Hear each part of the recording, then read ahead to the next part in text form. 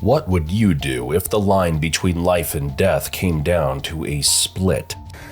What's the next thing you remember after you're passed out?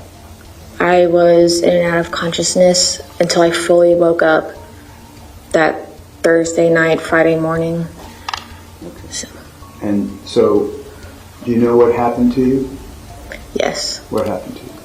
I was shot 4 times in my right arm, my right lung, some of my ribs on my right side, and I had surgery on my abdomen. Second, these are the stories of ordinary people who faced extraordinary circumstances.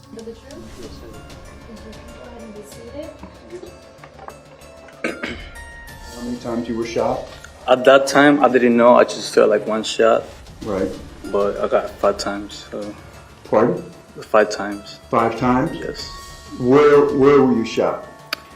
And my leg, my other leg, and the back, and over Alright. here in the armpit. All right. Can you show it to us? Oh yeah, for sure. Defying all odds to survive when survival seemed impossible. Their courage, resilience, and will to live will leave you questioning the limits of human strength and determination. This next testimony will certainly leave you thinking, what would you have done in this horrifying moment? What would you say if you were sitting in that courtroom witnessing such pain and bravery? Anthony Borges. It was a tense summer day on July 21st, 2022 in a Florida courtroom where the emotions were as raw as the wounds still carried by the survivors of the tragic Parkland school shooting. Nicholas Cruz, the 19-year-old former student of Marjorie Stoneman Douglas High School, sat in silence, his face often hidden behind his unkempt hair. The weight of the horrors he had caused hung heavily in the room. As the trial progressed, the testimonies of survivors cut through the air, each one more heart-wrenching than the last. Anthony Borges, a young survivor who had faced death head-on, was one of those who took the stand.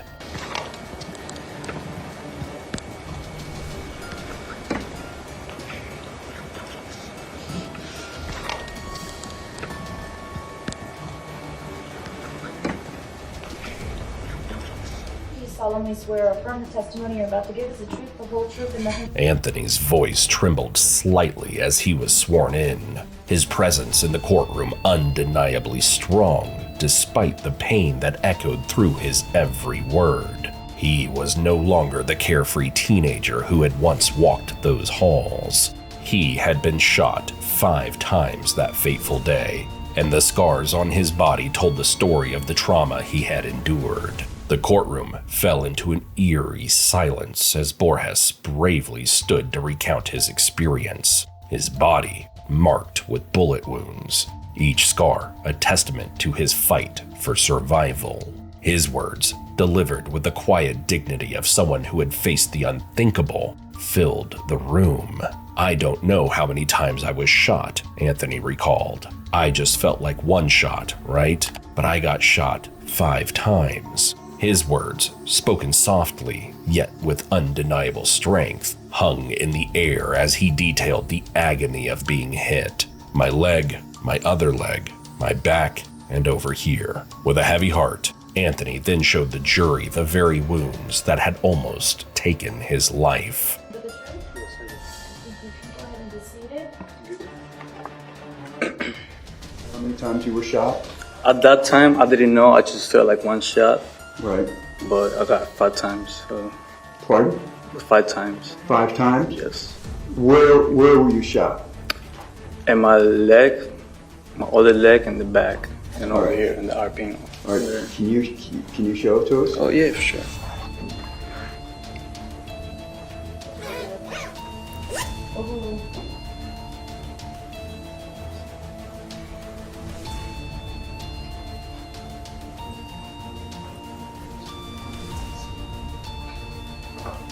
Thank you.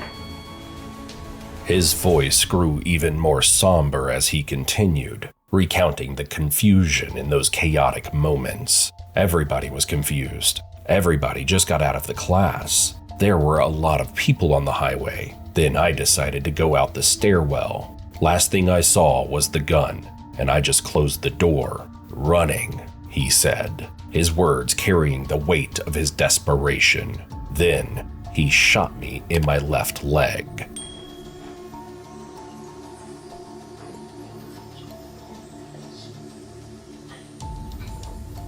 Okay, thank you. And how many surgeries have you had? 14. Okay. So everybody was confused. Everybody just get out of the class. There was like a lot of people in the hallway. Then I decided to go out down to the stairwell. That's when I saw the gun and just closed the door and started running. Okay, then what did you do? Then he shot me on my left leg. As Anthony spoke, a pin-drop silence enveloped the room. His recounting of the moment he was shot, his fear as he tried to find safety, resonated deeply with everyone present. He described how, after being shot, he lay there waiting for help. I just closed the door and laid down, waiting for everything to stop, he said. His eyes, filled with both pain and resolve, never wavered from the stand as he relived the terror of that day. So everybody was confused. Everybody just get out of the class. There was like a lot of people in the hallway. Then I decided to go out down to the stairwell. That's when I saw the gun and just closed the door and started running. Okay, then what did you do? Then he shot me on my left leg, and then I saw this door like half open. Then I closed it, and then I just lay down there, waiting for everything to stop.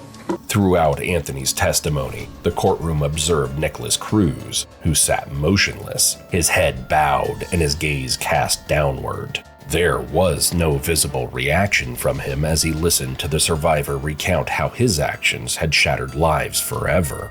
His lack of expression stood in stark contrast to the emotional outpouring in the room. Family members of victims, fellow survivors, and even those tasked with administering justice were visibly moved. But amidst the sorrow, Anthony Borges stood as a symbol of resilience. All right, thank you, sir. Your Honor, I have no further questions.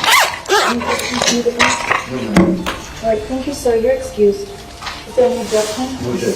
Okay, states 4 and for identification will be received as states 70. This next case is so shocking it will leave you stunned by how survivors escaped the clutches of a predator who lived a seemingly normal life while concealing a monstrous secret for decades.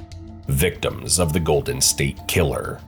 This haunting case reminds us that evil can invade even the safest of places. In August 2020, a Sacramento courtroom became the setting for survivors to finally face the man who had terrorized them for decades, Joseph James D'Angelo, the Golden State Killer. For years, he had led a double life, leaving his victims to carry unspeakable pain. Their testimonies pierced the courtroom, each one a raw revelation of the horror they had endured. Gay Hardwick, her voice steady but filled with emotion, stepped forward to recount her horrifying ordeal from March 18th, 1978. Your Honor, I'm Gay Hardwick, formerly of Stockton, California, she began, recounting how a night filled with dreams turned into a nightmare. D'Angelo broke into the first home she and her husband had purchased together, kidnapping her from their bed and subjecting her to repeated assaults. He stole a few precious pieces of jewelry I owned, gold rings given to me by my family to celebrate my graduation. I was the first girl in my family to celebrate, and those pieces meant everything to me. Your Honor, I'm Gay Hardwick, formerly of Stockton, California. While living there in the first home my husband and I purchased together, where we had so much hope for our future.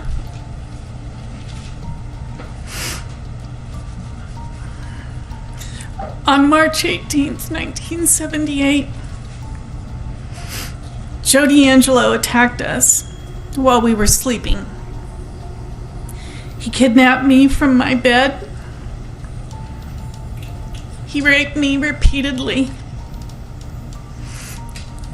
He sodomized me. He forced oral copulation. He stole the few precious pieces of jewelry that I owned, which were gold rings given to me by my brother. Gay detailed the calculated cruelty she endured as D'Angelo ransacked their home, ate from their refrigerator, and drank 2 beers while she lay bound and blindfolded on the cold, hardwood floor. He tormented me with threats of death for me and my loved ones, she recalled. He ate from my refrigerator and he drank 2 beers while I lay bound and blindfolded, unclothed and freezing on the hardwood floor in front of an open door in the cold March night. He ransacked our home, and in between he tormented me with threats of death for me and my loved one should I make a sound or resist in any way. The aftermath of this attack has been with me for 42 years. That's a very long life sentence. Her husband, Robert Hardwick, described his helplessness and the lasting toll of the attack. It was terrifying for me because I could do nothing to protect her, he said, his voice cracking as he spoke of years of watching his wife struggle with anxiety. The hardest thing was knowing I couldn't erase her traumas. Joe Angelo appeared in our life. He broke into our home. He tied me up at gunpoint. He assaulted and raped Gay repeatedly. It was terrifying for me because I was totally helpless. I could do nothing to protect her.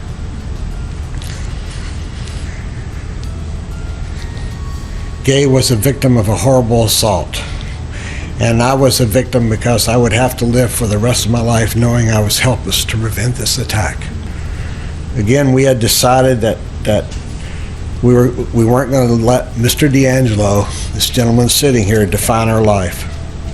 And we were not going to be cast aside because of this attack.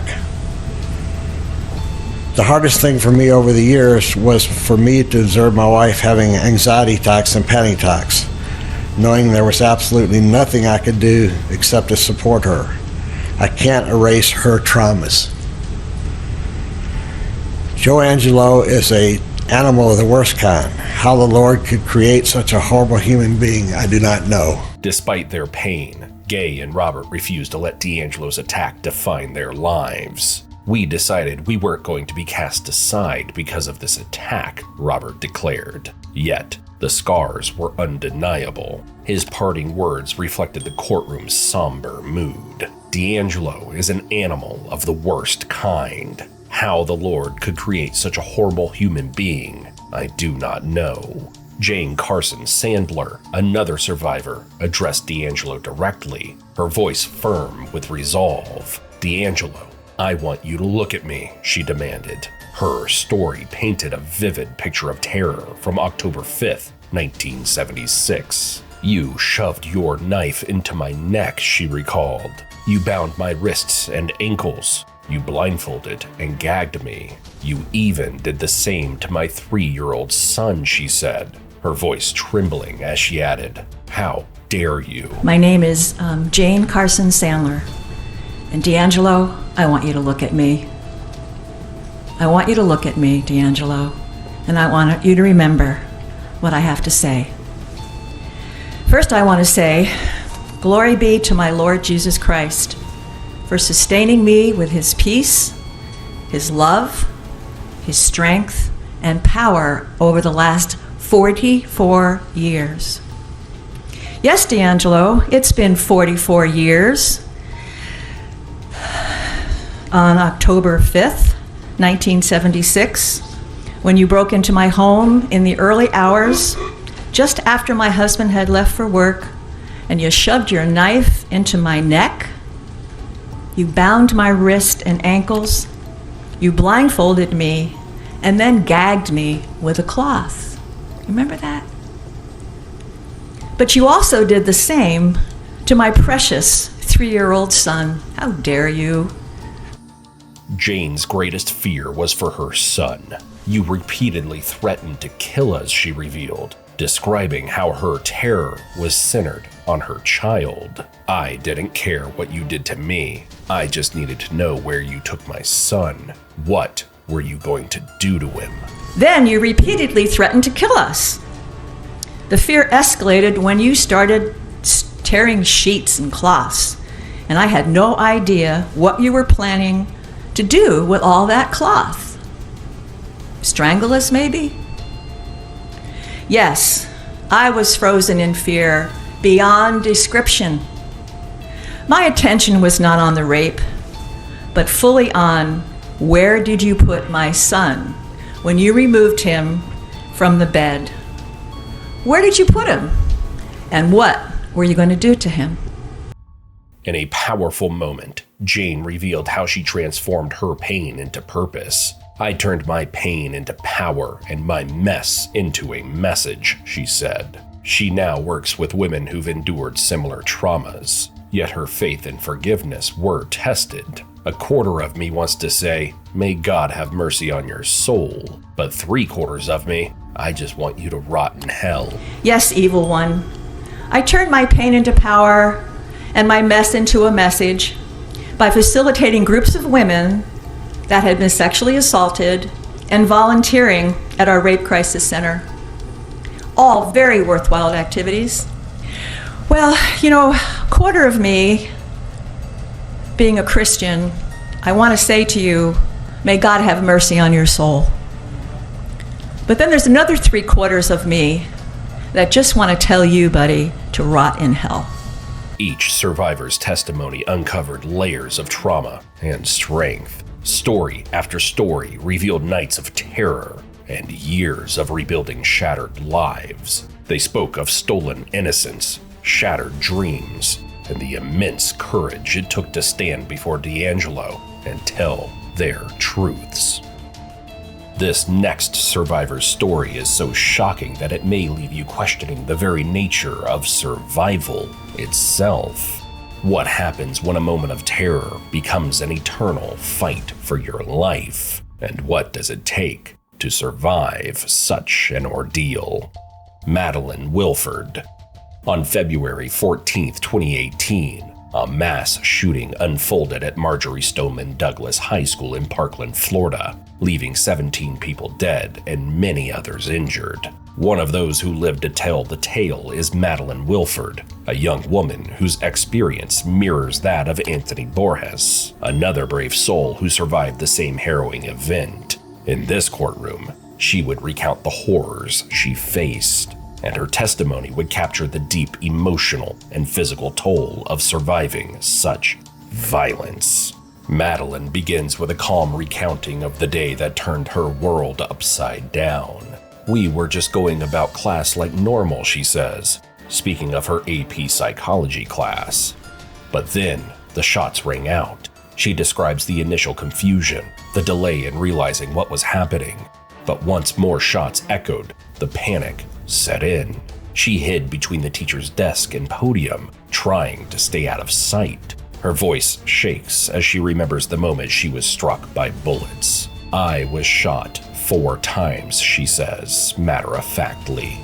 But the gravity of the statement is palpable. She was shot once in her right arm, once in her right lung, and twice in her abdomen. 2019. I'd like to call your attention to February the 14th, 2018. Do you remember that day? Yes. I'd like to call your attention specifically to the 4th period of that day. Were you in school? Yes. And where were you during 4th period? I was in AP psychology. With Miss Rioban? Correct. And was that classroom 1213? Yes. Okay, could you tell us what happened?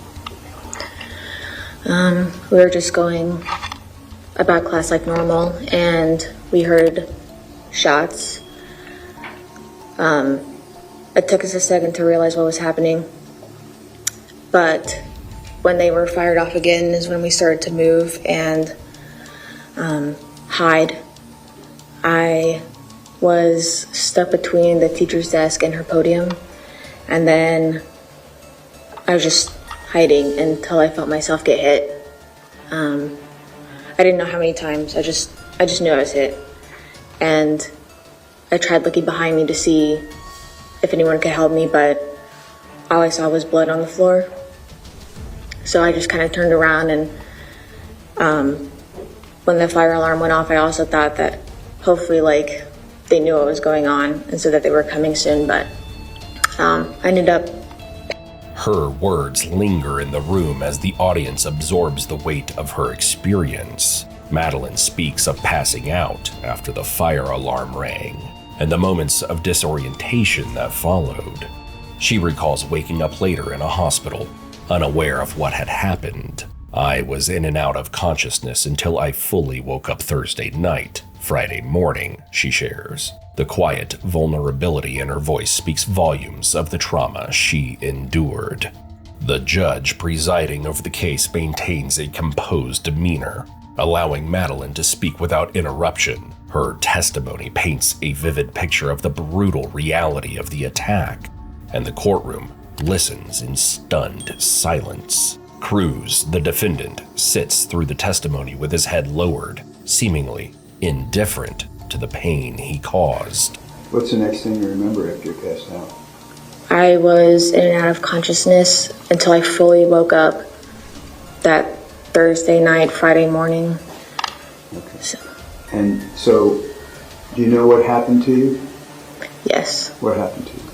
I was shot 4 times in my right arm, my right lung, some of my ribs on my right side, and I had surgery on my abdomen. Madeline's experience is a stark reminder of the brutal nature of the shooting and the courage it takes to survive. She speaks about the surgery she underwent, 3 in total, and the lasting physical effects. I still do have trouble breathing with my lung, she confides. Despite the long road to recovery, Madeline is here, standing in court, sharing her story. Her strength is undeniable, and her resilience in the face of such horror is a testament to the human spirit's capacity to endure. As Madeline finishes her testimony, the courtroom remains silent. Her father, who has been listening intently, looks relieved, yet overwhelmed with emotion. His daughter, who could have been another victim of that day, is alive, but the scars remain, both physical and emotional. Okay. And you passed out. You remember how you got out of the classroom. Is that correct? I briefly remember hearing the responders, but I mean, I didn't really and I remember being in the ambulance, but I don't remember much. Okay. Thank you, Ms. Wolford. Your Honor, I have no further questions. Do you have any questions? No. Thank you, Mr. Excuse. Logan Mitchell.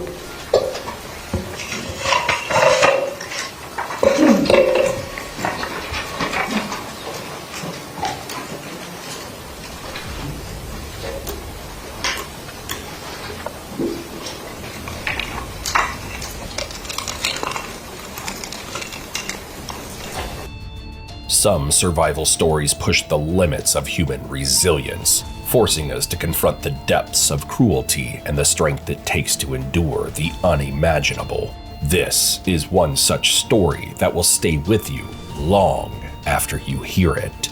Michelle Knight. In a Cleveland courtroom in 2013, Ariel Castro stood before the judge and his victims, a man who had kidnapped and tormented 3 women for more than a decade. He walked in with an unsettling mix of defiance and desperation. In an attempt to defend his horrific actions, Castro spoke words that stunned the courtroom. "People are hating me and calling me a monster. I'm not a monster. I'm sick," he proclaimed. His attempt to shift the narrative, portraying himself as a victim of illness rather than the architect of his crimes, was chilling.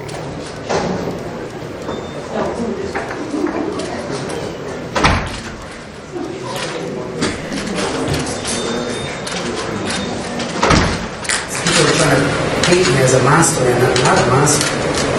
I'm sick. As he continued, Castro tried to paint a picture of spiritual redemption. I've been reading the Bible and asking for forgiveness, he said, invoking religious imagery in an unsettling bid for sympathy. The courtroom's tension deepened as his words attempted to distort the reality of his heinous actions. Castro then shifted his narrative, claiming, "I do have sexual addiction," framing his crimes as a result of uncontrollable impulses. This explanation fell far short of addressing the years of calculated and unimaginable suffering he had inflicted on his victims. Among his victims was Michelle Knight, who had endured 11 harrowing years in captivity. When she finally spoke in court, her words silenced the room. Her voice, though laced with pain, carried an undeniable strength. "You took 11 years of my life away, and now I have got it back. I spent 11 years in hell. Now your hell is just beginning," she declared, staring down the man who had stolen her freedom. Her words weren't just a condemnation, they were a powerful assertion of her survival. For Michelle, this moment was more than recounting her ordeal. It was about reclaiming her identity. "From this moment on, I will not let you define me or affect who I am," she stated firmly. "I will live on.